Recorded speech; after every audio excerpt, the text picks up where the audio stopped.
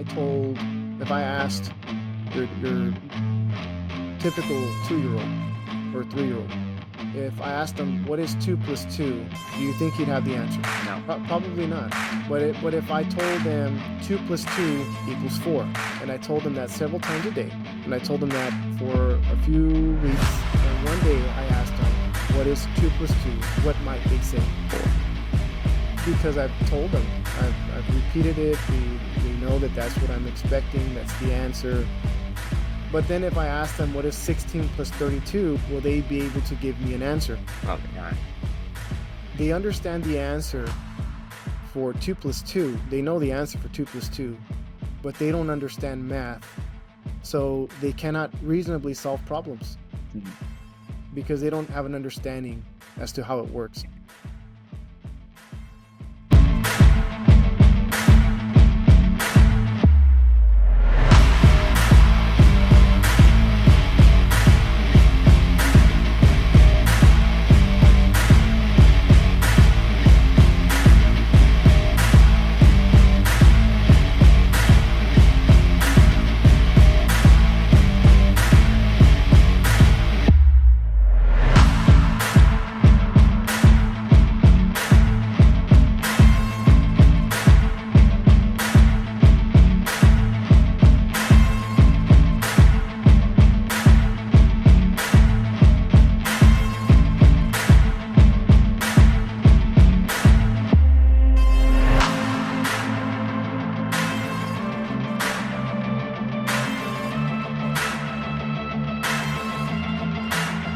Alright everyone, welcome back to another video here at Middle School Career Readiness. Today we have someone from the training division of Cameron County Sheriff's Office, so I'll let them go ahead and introduce themselves.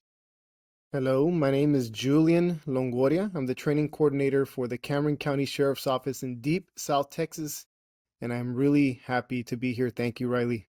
Thank you for being willing to do this interview. So the first question here is, what inspired you to join law enforcement, to join Cameron County Sheriff's Office particularly, and then to move into the training division?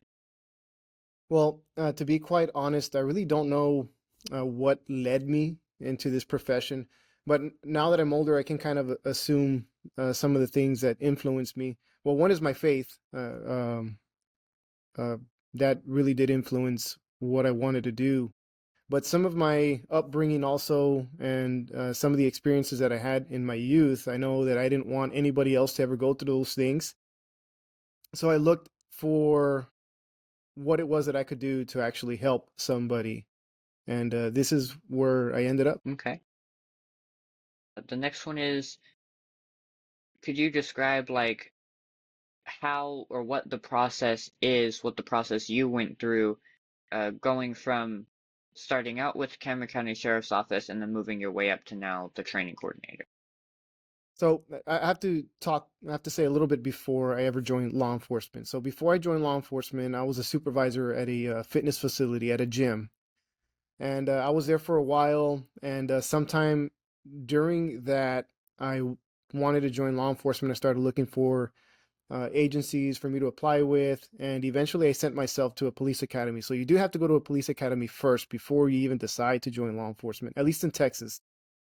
And there's different ways of going about it. You can go to a college, or you can go to like an open academy that they'll accept anybody, or you can get hired somewhere where they have their own academy and they'll put you through that one, or they will sponsor you to go through an outside academy. So I went through the academy. I applied here shortly after graduating, and I've been here going on 15 years almost. So coming from a training background at a fitness facility, I already had that in mind, that eventually I wanted to get into training. Starting off, it's something that I already had as a goal. So quickly, I started taking as many trainings as I could. I started learning as much as I could, getting involved in as much as I could. And then within a few years, maybe 2 years, I started looking for instructor courses. Not all of them were specific to law enforcement, but still, there's a lot of parallels in training. If you really know how to apply those things, you can apply them all across the board. And then I started looking into law enforcement specific training programs. I started getting accepted into other divisions in this agency. I went over and did all sorts of other things, got a whole lot of experience. And then one day, 12 years later, uh, this position opened up and they said, who wants to apply for this? I applied. Through the grace of God, I already had a lot of experience in training, had a training background. So I guess I was the best choice at that time and I got selected. But if I hadn't done any of those things, probably slim chance that I would have been selected for this position. Okay. Uh, the next one is what sort of qualifications or certifications do you need to become a part of a training division, whether that's at Cameron County Sheriff's Office or at any law enforcement agency? So in any law enforcement agency under TCO rules, because we have a, I guess, a governing body that oversees our standards and trainings called TCO in the state of Texas. Other states call it post. Here we call it TCO. They oversee the standards of who can be an instructor and who can't be. So at the bare minimum, you either need to be a certified instructor. You go through one of their structured programs on how to instruct, and then you need to apply. There's an application process, not a very big deal. You just need to send an application process to TCO or to this agency, this entity, and they will look at your background and they will either approve you or deny you. So they'll give you a training certificate, an instructor certificate. Then you can teach. Doesn't mean you can teach anything because you need to have some subject matter experience or expertise in the subject that you're trying to teach. Some are very general, so it doesn't matter what your background is. You should have a basic understanding on those things that you can teach right off the bat. So that's one, basic instructor certification. The other way is by being a subject matter expert. You need to be a subject matter expert. It needs to be documented. You need to be able to explain why you're a subject matter expert, and you need to be accepted or certified by the training coordinator of that agency in order for you to teach under that agency. And then, if you wish to become a training coordinator, the head of a training division for a Texas law enforcement agency, you need to at least hold the basic instructor certification. So that's what you need in order to get into training, um, just to begin with. But if you have all sorts of other stuff that lead somebody to know that, hey, this person is developing themselves, they have a background, they have somewhat of an understanding and a drive, it's going to help you. Okay. You mentioned you prior experience in patrol, and you said you went to different other specialized units. Could you speak a little bit more about how that influenced your ability to train others and influence your ability to get the position you're at now? So there's a paper by Dr. Gary Klein that just came out. I think they're putting out a study, and it's a specific to tactical professions like law enforcement, military, and fire. How years of service does not necessarily mean expertise. So it's the quality of of that experience. So in everything that we do, we develop experience from whatever it is that we did, right? Those experiences, we develop an understanding as to how those things work. And it depends how much involvement you had in those things. So I was on patrol for a few years, and I learned a whole lot on about patrol operations. I learned a little bit about conducting and like patrol level investigations, and then what I needed to do for the investigations division, who was adopting the cases after we submitted them. A little bit about the prosecution and stuff like that, but not a whole lot. And from there, I got picked up by the criminal investigations division. So I was there for a while, and there I really learned a whole lot about the process, why we look for certain things, why we want certain things, how it is that we're going to talk to people, what evidence that we're looking for, why it's important. I learned a massive amount on human behavior. So I learned a massive amount about human behavior, and also having that background in sports science, I already had a bit of an idea as to how those things worked, physiology, how that played a role in how people think and act. So that helped me. But you start to really put all these pieces together, and you understand the mistakes that officers make, you understand the mistakes that people make, how it is to go about doing certain things or carry them out. So it really, really opened my eyes to a whole lot of aspects on how to train people, because I knew what they were doing wrong. I knew what they were doing right. Not only what I was doing, not only the mistakes that I made, but what people were doing wrong, people were doing right. So it gives you the opportunity to see those things and be able to put them out there for other officers to be able to learn from.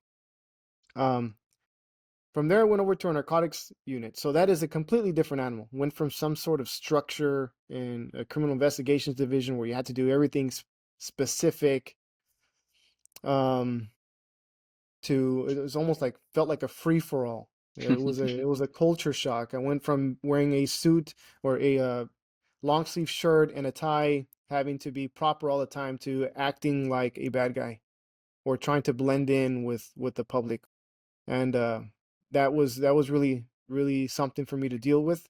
But then you learn and you see a whole different side of things on how narcotics are processed, and how to find them, and all the training that we take on they're manufactured and why they're packaged in a specific way. How to speak to people with different backgrounds. So I'm speaking to you in a specific way, and knowing that this is recorded, and trying to understand who my audience is. But then I go and speak to somebody that we arrested for a small amount of narcotics, and we're trying to get information from them. Obviously, they have a different mindset, a different background. We speak differently to them in order to be on the same level and same page with them. And then I'll go somewhere else and speak to somebody else, and I have to learn how to speak differently with those people. So the communication skills, learning how to deal with people, all those things really, really came together. And it really helped form a solid foundation on what to base um, the way that I'm going to teach, the way that I teach. I hope that explained your Yeah, question. yes. Um, and so you mentioned your current role at the training division is the training coordinator. Could you explain what the main responsibilities of a training coordinator is, and basically what a day in the life for you looks like? I wish I could say that I knew exactly what was going to happen every day, but I really don't. Because even though I'm in the office, I know I have certain things that I want to do. I will still respond to traffic if I hear emergency traffic on the radio. If somebody tells me, "Hey, there's an emergency going on," I'll still go. I'll drop what I'm doing and I'll go. But there's a lot of paperwork, a lot of working with different divisions, uh, countywide. It's not only within the agency. We have to deal with other agencies as well. But I am responsible for making sure that our agency follows all the rules that our governing body, TCOL, establishes. Making sure that we're doing all the things that we're supposed to do when it comes to training and hiring. That is what I am tasked to do, and that is what I do. So I'm on top of all of our officers, their certifications, what they're missing, what they need, by when they need it, um, plus a whole array of other things, such as dealing with the armory and all of our training facilities, making sure that they're in proper working order, and it's safe. They're safe to use. Okay. Uh, the next question is your training program at Cameron County Sheriff's Office. Could you walk us through the structure of that from just putting in the application to then an officer being on their own on patrol? So you mean like from when they first get hired, Yes. or so obviously they go through a police academy, then they end up here. Some officers end up here. They already have years of experience. We look at where they come from, what they've done. uh, it's called a field training program. So they get here, we send them out in the field. Well, first we have them go through our policies and stuff like that before we send them out into the field. And after we have them sit down and go through all the material that they need to be going through, our policies and whatnot, then we send them out into the field with a senior officer.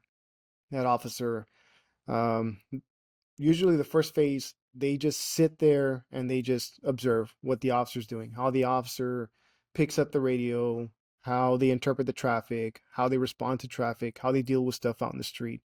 If they're an officer that has more experience, that gets here with experience already, they're usually getting involved already. They're just not watching. That's just the first phase. The second phase is more like they're starting to make decisions. They're starting to make the contacts. They're starting to do things on their own. They're not completely on their own. That officer's still helping them. That's kind of more or less where officers with experience start.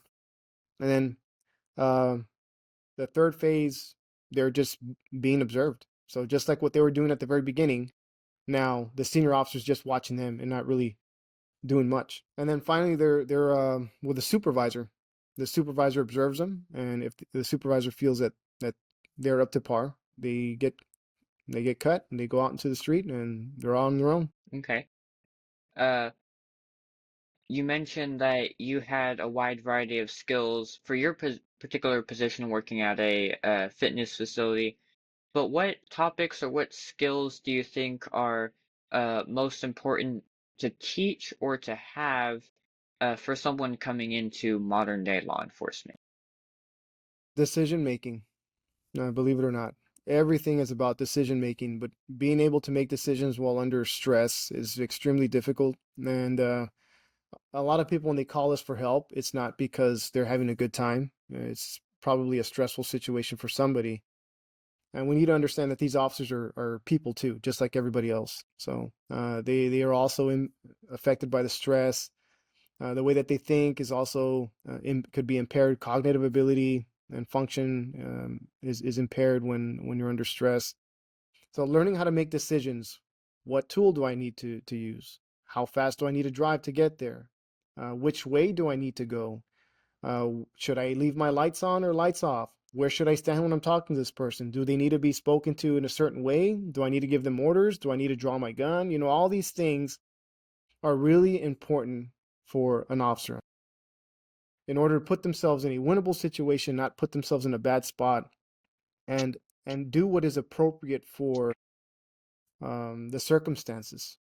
And just teaching them decision making is probably the most important thing that we can teach them. Okay. Um, the next one is, how do you evaluate, like, as a training instructor, how would you evaluate whether a trainee is ready to go off onto their own or if they are not ready? If they can do the work, they can go off on their own. But if they can't speak on the radio, they're not ready. If they don't know how to speak to the citizenry, they're not ready. They're either too timid or too aggressive. They're not ready. And aggression, a lot of people confuse that with being just aggressive overall. But that is one of the defaults that we have when we're under stress. It's part of the fight or flight response. So you get stressed. People get stressed out. Like there's people that probably come on here and speak to you and can't handle that because it's a stress response. Um, so if they can't handle the stress, they're not ready. And some people are not cut out for it. Some people come here and they end up leaving. They don't last a whole long. Not everybody, but some of them don't last a whole lot of time. Um, if they don't know how to drive, obviously not ready. If they can't use their tools that we issue them or give them, they're not ready. So we put an FTO, a field training officer, essentially an instructor, to be with them and evaluate them and look to see, are they hitting all these markers? Are they doing the things that they need to do? And when that officer is satisfied, like, you know what, this person can function, this person can make good calls, can make great decisions, then we'll cut them loose. But until then, we don't. Okay. And the next one here is, you mentioned when you were going through, you took a bunch of different classes and stuff. In the training division, do you just handle training recruits to be sheriff deputies, or do you also handle continued education for people who are already a part of Cameron County Sheriff's Office?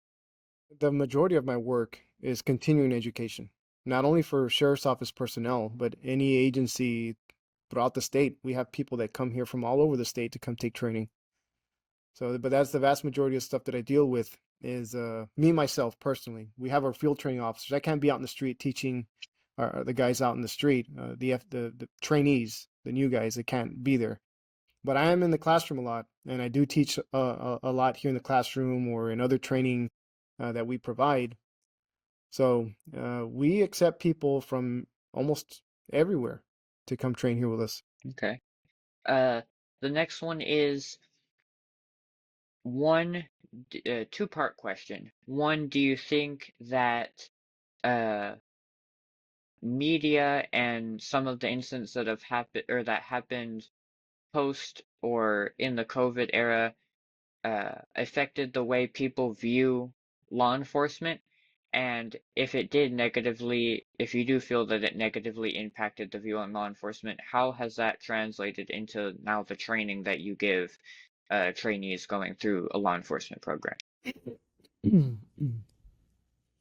So, this is something that I do speak about regularly to people because we do live in a post-COVID society.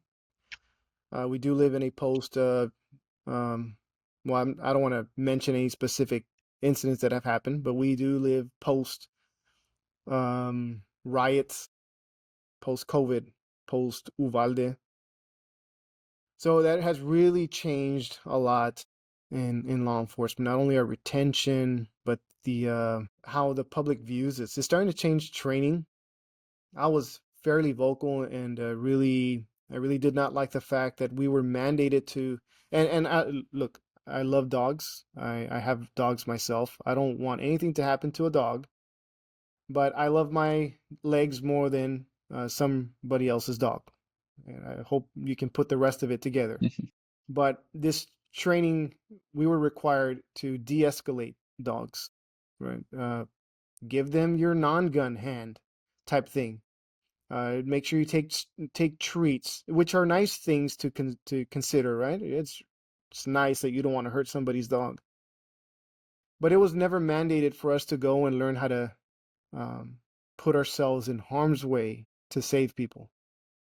That really bothered me a whole lot. That I was first mandated to go and make sure I didn't hurt somebody's dog, but I was never mandated to go and train to save people. But now that's not the case. Now it's mandated, and it's one of these post Uvalde things. Post COVID, the workforce has changed a bit. Not everybody is. I really don't know what happened, but something happened after COVID. That the workforce has changed. Some of the attitude towards law enforcement has changed. I think we're getting better. It's not. I don't think the attitude is what it was 4 years ago, but I think we're doing a lot better than we were doing before. And I just hope that we continue to move forward.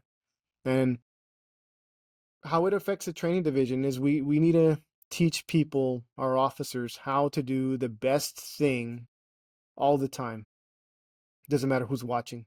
To think critically, make their own decisions for the better of the people that they're working with, working for, trying to help, trying to arrest, because everybody's a person also.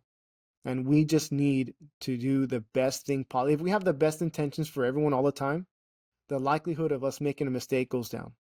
Like me, if I have the best intentions the for our officers and the people that they serve, I'm going to train them the best that I possibly can, with the best understanding that I have, because I don't want them to make a mistake. I don't want them to get in trouble, and I also don't want. I also want the public to benefit the most out of the people that are here to protect and serve them. So I think that's pretty much how training has changed. But there's a lot of differences. There's a lot of variances in opinion. Not everybody sees things the same way. Just like anything else, people who are stuck in old ways of thinking, old ways of doing things. But there's a whole group of us that are just trying to move forward and do better. And all the experiences that we go through, including things that we've gone through as a profession, as a nation, is kind of molding the way that we see things and the way that we're trying to do things. I don't know if that answered anything that you had asked. Yes, it did. Um, the next one is sort of another two-step question. Uh, what would you say are some of the biggest challenges that you're facing uh, modern day training new law enforcement officers? And is it hard now finding people who are interested in the profession of law enforcement. It is. It is a little difficult finding people who are interested in the profession.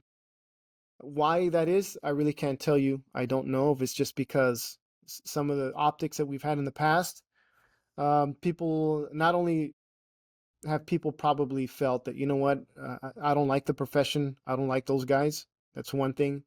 But also there are people who like, well, you know what? I see how people don't like them. I don't want that Hmm. problem on me. Not that they don't like the profession. It's just they don't want to deal with some of the things that come with it.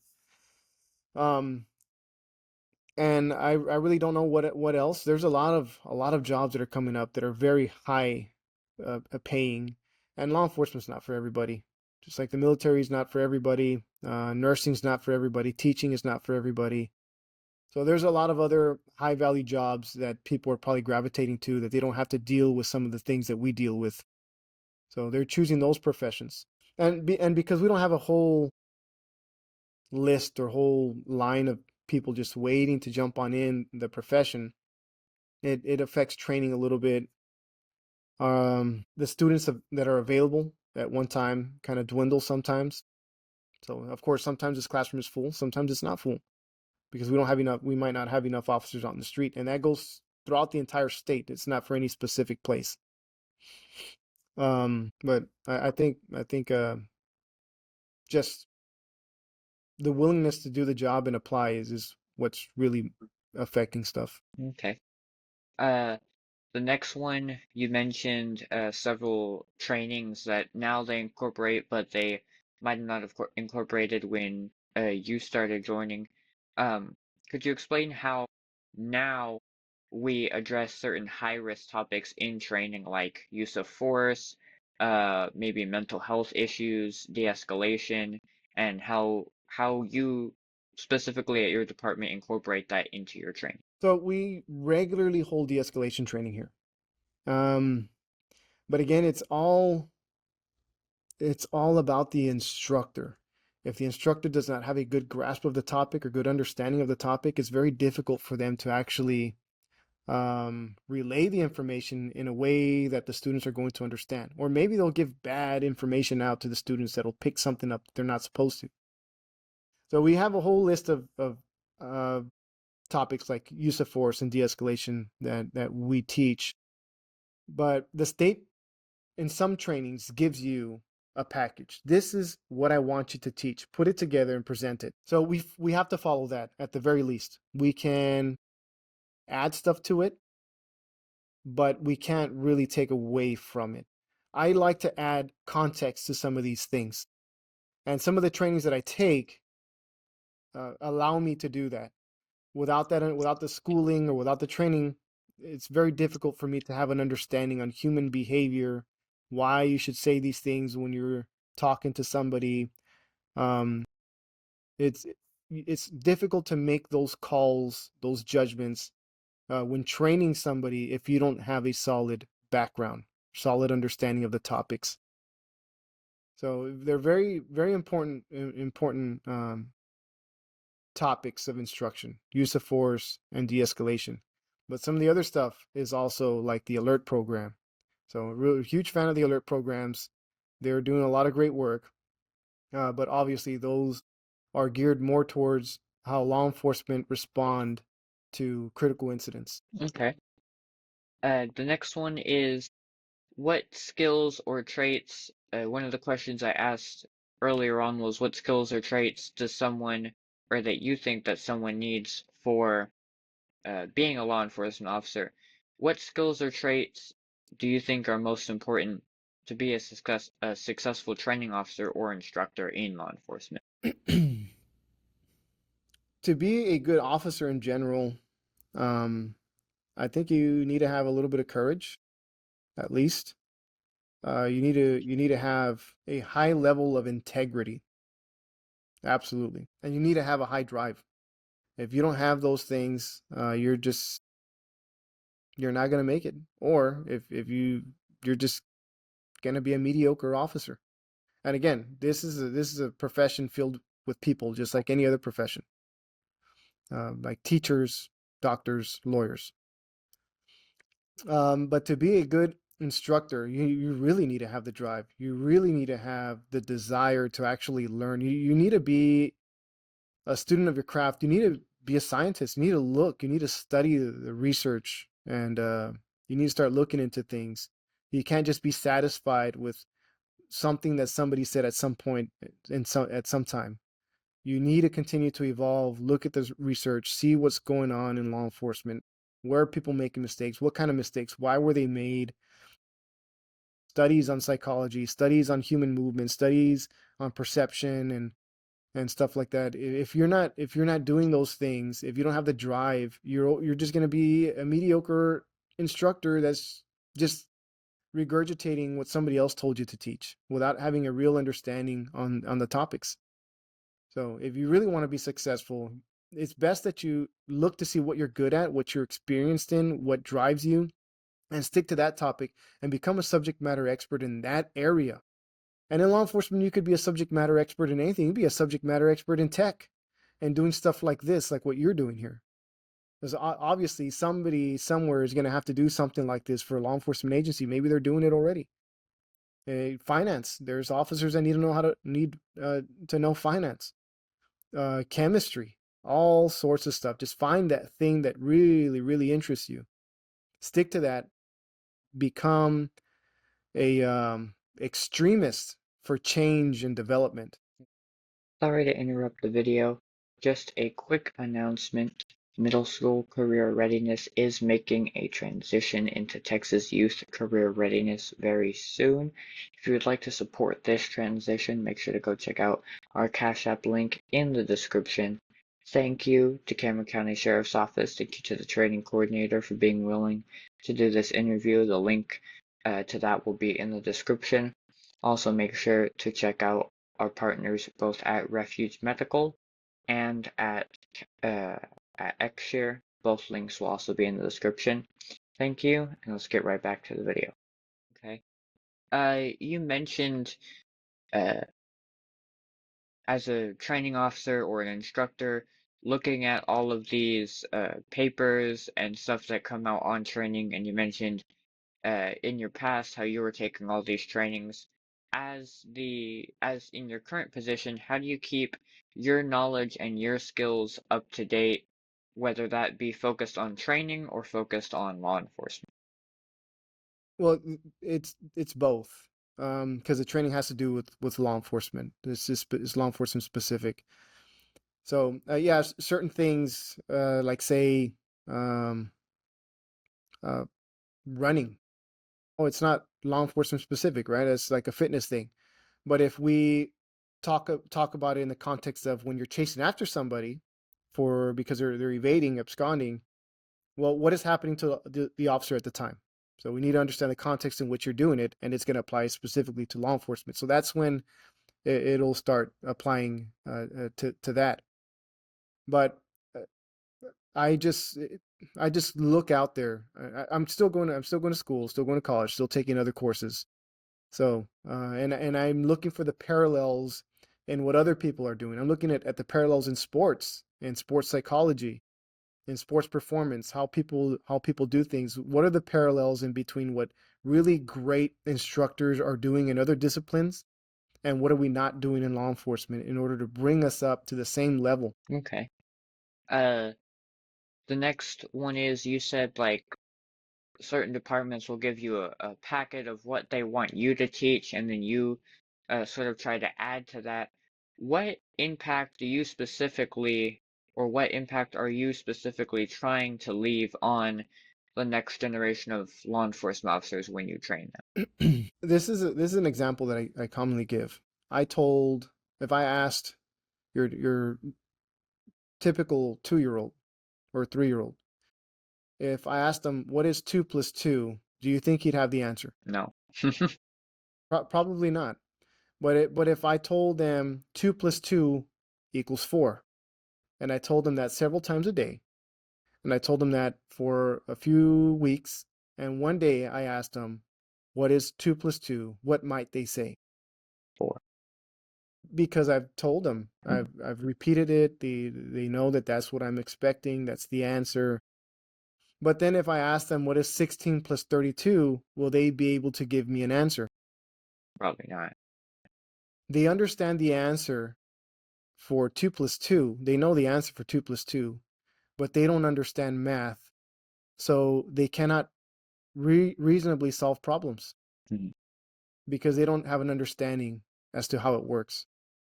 So when I train officers, new officers, experienced officers, it doesn't matter. I try to teach them a topic that I have a deeper understanding than they do. If they have a deeper understanding than I do, then they need to be teaching me.